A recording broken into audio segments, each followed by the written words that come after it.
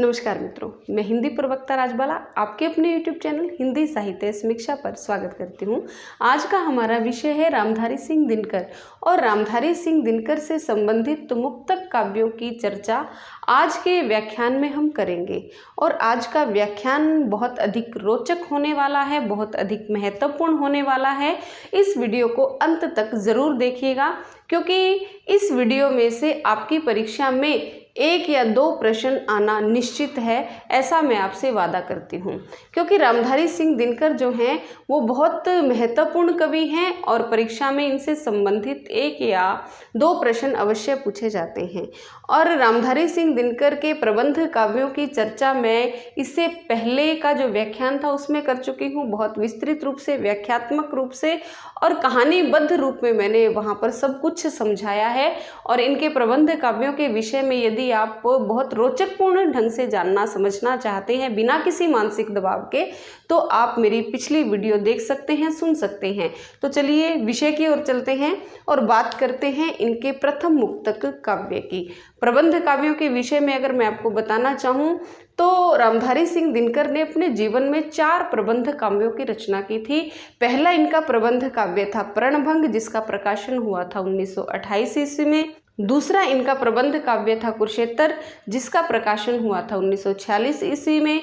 तीसरा प्रबंध काव्य था रश्मि रथी, जिसका प्रकाशन हुआ 1952 में। और चौथा प्रबंध काव्य था उर्वशी, जिसका प्रकाशन 1961 ईस्वी में हुआ। और फिर इसी काव्य के लिए इन्हें 1972 में ज्ञानपीठ पुरस्कार से सम्मानित किया गया था। तो चलिए आज इनके मुक्तक काव्यों के विषय में हम चर्चा कर लेते हैं। बहुत विस्तृत और व्याख्यात्मक चर्चा आज की भी होने वाली है, तो कॉपी पेन लेकर के आप बैठ जाइएगा और नोट्स मेरे साथ साथ बनाते रहिएगा।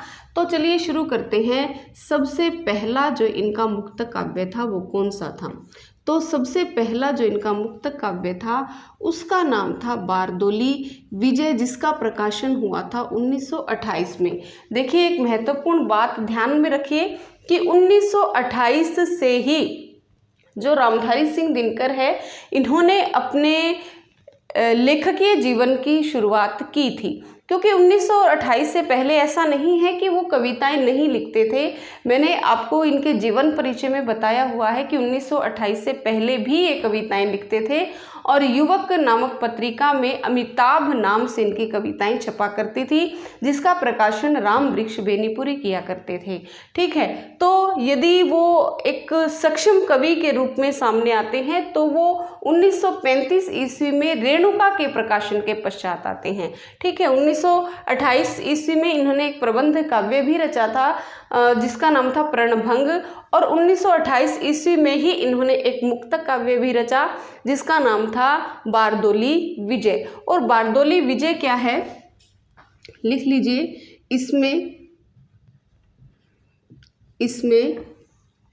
इनकी बारदोली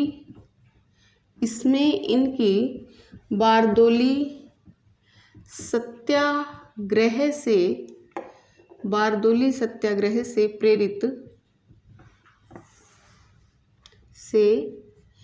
प्रेरित 10-12 कविताएं संकलित हैं। 10-12 कविताएं संकलित हैं। और यह क्या है, यह मौलिक रूप से उपलब्ध नहीं है, यानी कि इसका मौलिक रूप जो है वो कभी संभाल कर नहीं रख पाए, कहीं गुम हो गया। तो इसका क्या है, इसका मौलिक रूप उपलब्ध नहीं है। ठीक है, तो यदि आपसे पूछा जाए कि रामधारी सिंह दिनकर की प्रथम काव्य रचना कौन सी है, तो कौन सी है? बारदोली विजय जो है वो इनकी प्रथम काव्य रचना है। ठीक है, इसमें क्या है, इसमें बारदोली सत्याग्रह से प्रेरित 10-12 कविताएं संकलित है। छोटा सा यह काव्य संकलन है और इसका मौलिक रूप आज उपलब्ध नहीं है। ठीक है, दूसरा जो इनका काव्य संग्रह था जिसका नाम था रेणुका, जिसने कवि की पहचान बनाई, जिसका प्रकाशन हुआ था 1935 ईस्वी में। और इसमें क्या है, इसमें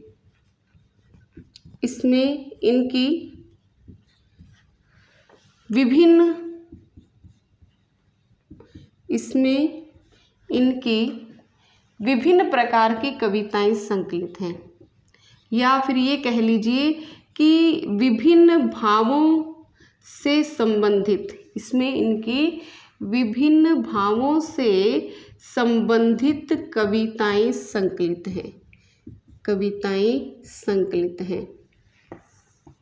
इसमें इनकी विभिन्न भावों से संबंधित कविताएं संकलित हैं। और अध्ययन की सुविधा की दृष्टि से इन कविताओं को हम 4 भागों में विभाजित कर सकते हैं। तो किस किस प्रकार की कविताएं हैं इसमें? एक तो है इसमें जन जागरण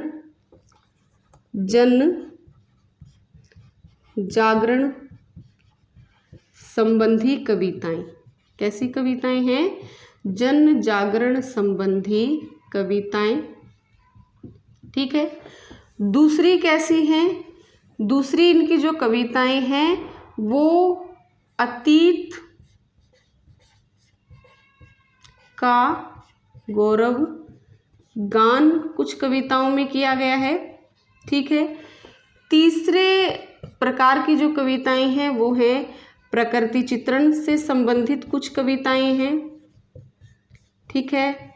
और कुछ जो कविताएं हैं वो इनकी किस प्रकार की है?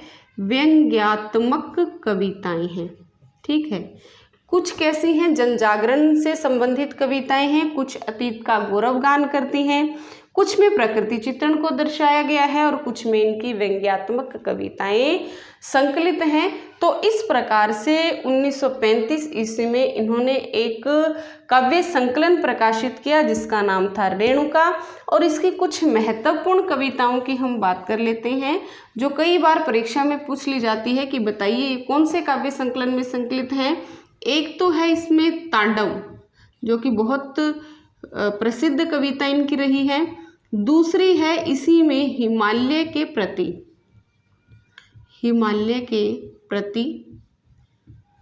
तीसरी है इसमें मनुष्य। चौथी है पाटलिपुत्र की गंगा,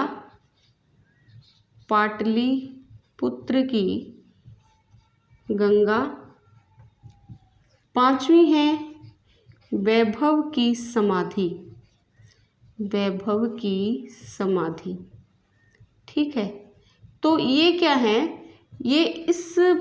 ये जो कविताएं हैं ये रेणुका काव्य संग्रह में संकलित हैं। जैसे तांडव कविता को देकर के पूछ सकता है, इसका नाम देकर के कि बताइए कौन से काव्य संग्रह में संकलित है, तो आप बता सकते हैं कि ये तांडव काव्य संग्रह में संकलित है। मतलब क्या है कि आजकल जो प्रश्न हैं वो बहुत गहराई से पूछे जाते हैं। यदि आपने सही तौर पर कुछ भी पढ़ रखा है तो वो आपके किसी भी काम का नहीं है, आप परीक्षा में केवल मुंह ताकते ही रह जाएंगे। तो आपको यदि परीक्षा को पास करना है और मेरिट में आना है तो आपको बहुत गहराई से अध्ययन करना पड़ेगा। और मेरी कोशिश यही रहती है, मेरा प्रयास यही रहता है कि मैं आपको बहुत अधिक गहराई से प्रत्येक बात को समझाऊं और करवाऊं, और इस प्रकार से करवाऊं कि आप ऊपर कोई मानसिक दबाव भी ना पड़े और सब बातें आपके जहन में पूरी तरह से बैठ जाएं। ठीक है। तो हमने 2 काव्य संग्रहों की बात कर ली है और ये दोनों ही क्या है, इस बात का भी ध्यान रखिए, मुक्तक हैं।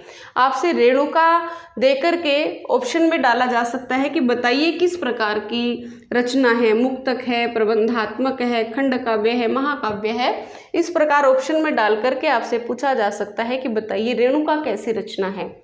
तो आपको यदि पता है तो आप मुक्तक पर बहुत आसानी से और बहुत आत्मविश्वास के साथ क्या है, गोला लगा सकते हैं। ठीक है। तो अब हम इनके तीसरे काव्य संग्रह की बात कर लेते हैं। और इनका तीसरा जो काव्य संग्रह है जिसका नाम है हुंकार। जैसा कि नाम से ही स्पष्ट है कि कवि इसमें हुंकार भर रहे हैं।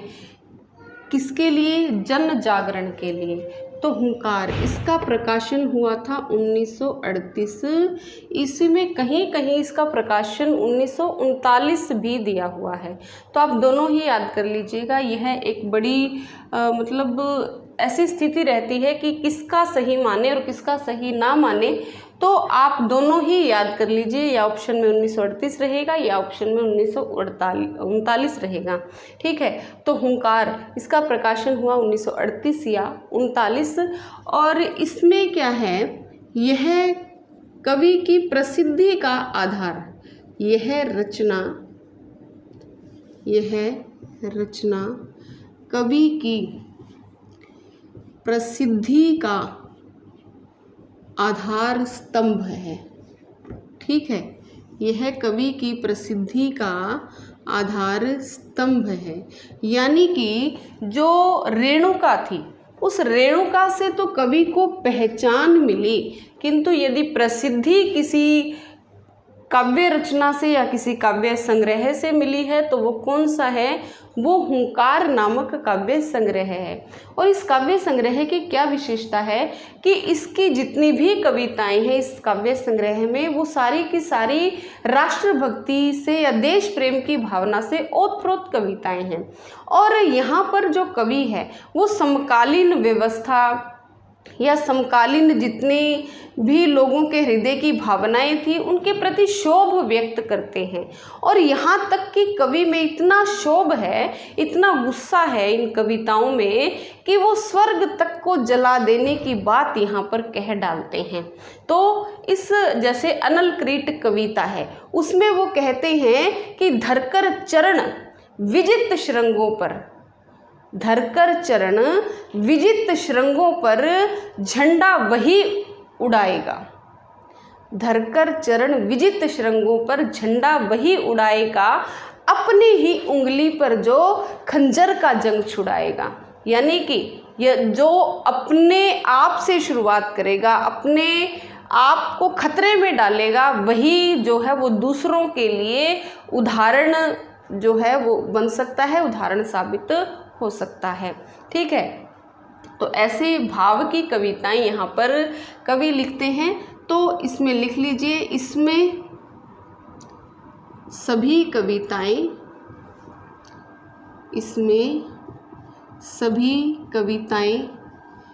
राष्ट्र भक्ति की भावना से, इसमें सभी कविताएं राष्ट्रभक्ति की भावना से ओतप्रोत हैं। इसमें सभी कविताएं राष्ट्रभक्ति की भावना से ओतप्रोत हैं, जिसमें कवि समकालीन व्यवस्था के प्रति, जिसमें कवि समकालीन व्यवस्था के प्रति क्षोभ व्यक्त करता है, जिसमें कवि समकालीन व्यवस्था के प्रति क्षोभ व्यक्त करता है। और इसके विषय में कुछ कवियों के महत्वपूर्ण कथन भी हैं, जैसे कि बच्चन सिंह इनकी कविताओं को बैतालिक का जागरण गान कहते हैं। हुंकार की कविताओं को क्या कहते हैं, बैतालिक का जागरण गान, बैतालिक का जागरण गान। तो आपसे पूछा जा सकता है कि रामधारी सिंह दिनकर के किस काव्य संग्रह की कविताओं को बच्चन सिंह ने बैतालिक का जागरण गान कहा है, तो किस काव्य संग्रह की कविताओं को कहा है, हुंकार के जो कविताएं हैं उनको क्या कहा है, बैतालिक का जागरण गान कहा है। और रामवृक्ष बेनीपुरी जो कि इन्हें कवि के रूप में स्थापित करने में जिनका बहुत अधिक महत्वपूर्ण योगदान है, रामवृक्ष बेनीपुरी जब हुंकार का 1955 ईस्वी में जब एक संस्करण आया तो उस संस्करण की भूमिका में लिखते हैं, लिख लीजिए, ये 1955 के संस्करण की भूमिका में 1955 के संस्करण की भूमिका में लिखते हैं, भूमिका में लिखते हैं कि इस समय कि इस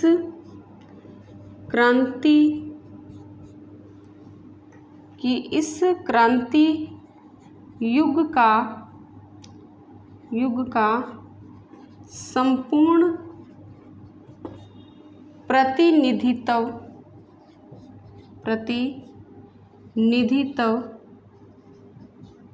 रामधारी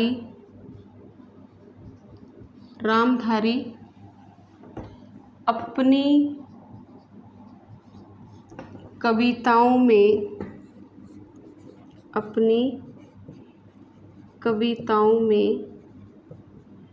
कर रहा है। ठीक है, तो क्या कहते हैं, इस क्रांति युग का संपूर्ण प्रतिनिधित्व रामधारी अपनी कविताओं में कर रहा है। इस समय रामधारी इस समय अपनी कविताओं में कर रहा है। ठीक है, ये बात किसने कही है इनके लिए? राम वृक्ष बेनीपुरी ने, जो इनके महत्व को दर्शाती है कि किस प्रकार से ये अपनी कविताओं के माध्यम से लोगों के अंदर देशभक्ति की भावना को जगाने का प्रयास कर रहे हैं। तो इस काव्य संग्रह में कौन कौन सी महत्वपूर्ण कविताएं संकलित थी, उनकी भी हम बात कर लेते हैं। तो कौन कौन सी महत्वपूर्ण कविताएं थी? एक तो थी इसमें कसमें देवाय, दूसरी थी इसमें दिल्ली, ये क्रम के हिसाब से नहीं लिख रही हूँ, जैसे जैसे मुझे याद आता जा रहा है मैं लिख रही हूँ। कसमें देवाय, दिल्ली, तीसरी थी अनल किरीट, जैसे मैंने अभी आपको पंक्ति बताई कि वो क्या कहते हैं कि धरकर चरण विजित श्रृंगों पर झंडा वही उड़ाते हैं, अपनी ही उंगली पर जो लोहे की जंग छुड़ाते हैं। ठीक है, अनल किरीट। और चौथी जो थी इसमें वो थी प्रणति, आलोक धनवा।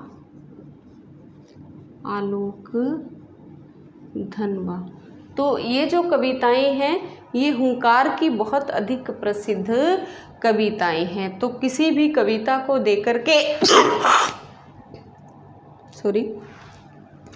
किसी भी कविता को देकर के आपसे पूछा जा सकता है कि बताइए इनमें से कौन सी कविता हुंकार में संकलित है।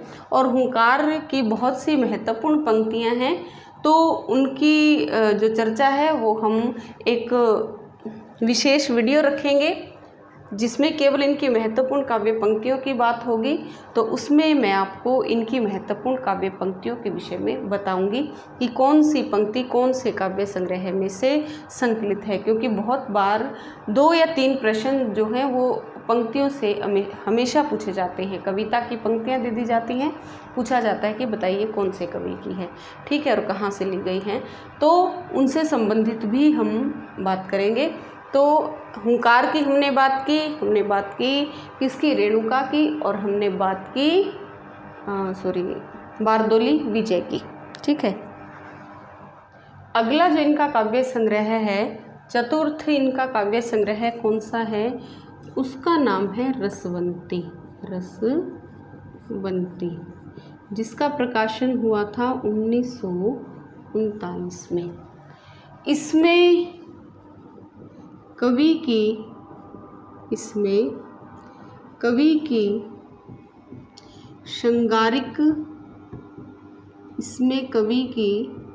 श्रृंगारिक मनोदशा का परिचय मिलता है। इसमें कवि की श्रृंगारिक मनोदशा का परिचय मिलता है, यानी कि जो हुंकार और रेणुका का जो क्रांतिकारी कवि है, उस कवि का रसवंती में आकर जो हृदय है वो रस से प्लावित चुका है, रस से पूरी तरह से भर चुका है। यानी कि जो रसवंती की कविताएं हैं वो कैसी हैं, वो श्रृंगारिक हैं, वो छायावाद से प्रेरित दिखाई देती हैं। और इस काव्य संग्रह के विषय में कवि स्वयं कहते हैं कि इस काव्य की जो रचना है, इस काव्य संग्रह की जो रचना है वो निरुद्देश्य प्रसन्नता के भाव से हुई है और इसमें किसी निश्चित संदेश का अभाव सा है। ये कौन कहते हैं, ये रसवंती के लेखक स्वयं इस रचना के लिए कह रहे हैं। यानी कि इसमें जो कविताएं हैं वो श्रृंगारिक मनोभावों से युक्त हैं और इसमें कोमल कांत जो शब्दावली है उसका प्रयोग किया गया है और यहाँ कवि की एक श्रृंगारिक मनोदशा को दिखाया गया है। और कवि जो हैं इस रचना के विषय में कहते हैं कि प्रसिद्धि मुझे बेशक रेणुका से मिली, लेकिन मन मेरा रसवंती में बसता है। तो लिख लीजिए, किसने कहा ये? रामधारी सिंह दिनकर ने। रामधारी सिंह दिनकर ने अपनी रसवंती के विषय में लिखा है कि प्रसिद्धि मुझे, मेरी काव्य यात्रा इन्होंने लिखा तो उसमें लिखा था इन्होंने कि प्रसिद्धि मुझे हुंकार से मिली, हुंकार से मिली, किंतु मेरा मन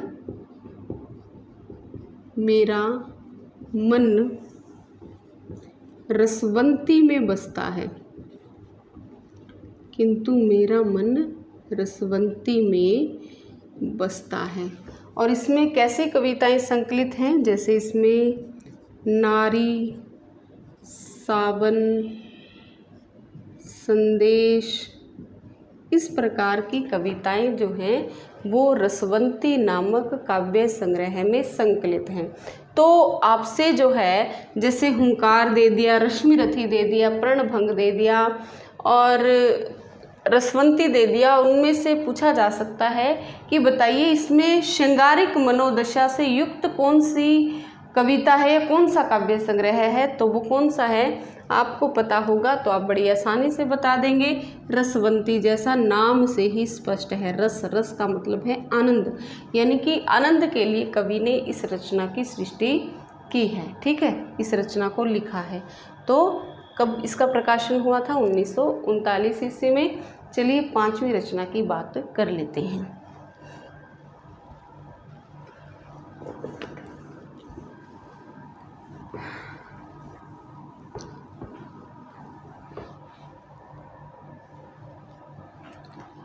तो इनकी पांचवी रचना कौन सी है? द्वंद्व गीत। द्वंद्व गीत, जिसका प्रकाशन हुआ था 1940 ईस्वी में। और इसमें क्या है, इसमें कुछ मिली जुली कविताओं का संकलन है। इसमें कवि की, इसमें इनकी 1936 से लेकर, इसमें इनकी 1936 से लेकर 1939 तक की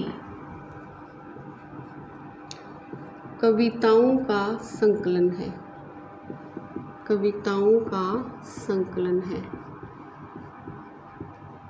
और इसमें क्या है, इसमें विभिन्न मनोभावों को लेकर के कवि ने कविताएं की हैं। एक द्वंद्वात्मक स्थिति कवि को की दिखाई देती है, जैसे इसमें राग, द्वेष,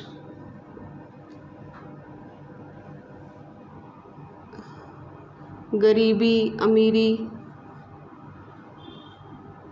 सुख दुख, सुख दुख,